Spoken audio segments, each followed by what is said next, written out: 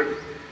এটা তো আমার মন্দির, এই মন্দিরে যদি তিনি থাকেন তাহলে আমিও ভগবান, কিন্তু ক্ষুদ্র আকারে, সম্পূর্ণটা হয়তো প্রকাশ করতে পারিনি, আমি হয়তো তার মতন সম্পূর্ণ হতে পারিনি, কিন্তু ক্ষুদ্র আকারে আমার মধ্যে দিয়ে, আমাদের প্রত্যেকের মধ্যে দিয়ে তিনি প্রকাশিত হন।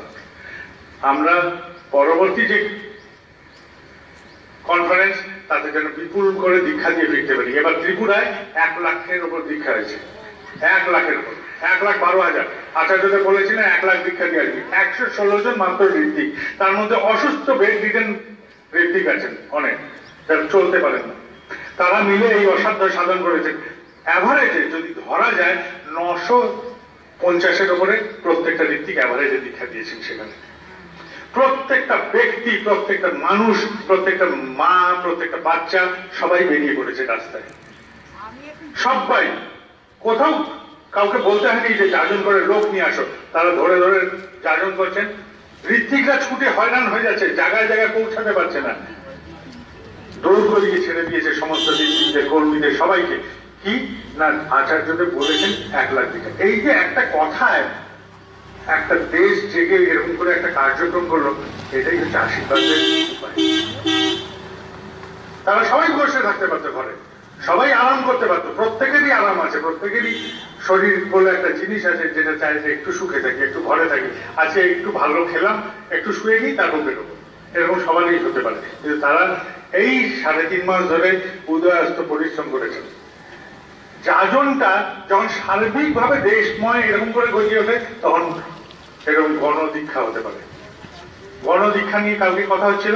গণদীক্ষার প্রথম শর্ত এই যে প্রত্যেকটা মানুষকে জাগরিত করো, প্রত্যেকটা জায়গাকে জাগরিত করো, প্রত্যেকটা ব্যক্তিকে জাগরিত করো, যে তোমরা সবাই যাজন করো, চেষ্টা করো, তুমি যা জানো তাই বলো।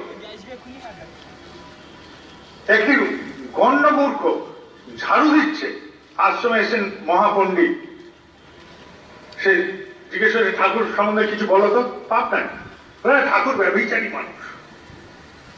সে বলছে ঝাড়ু দিতে, ঠাকুর ব্যভিচারী মানুষ। সে বলার মধ্যে দিয়ে বলতে চাচ্ছে বিশাল মানুষ ঠাকুর, তার শব্দ জানা নেই। সে পণ্ডিত, এই শব্দ শুনে বলছে যে আমি দীক্ষা নেব।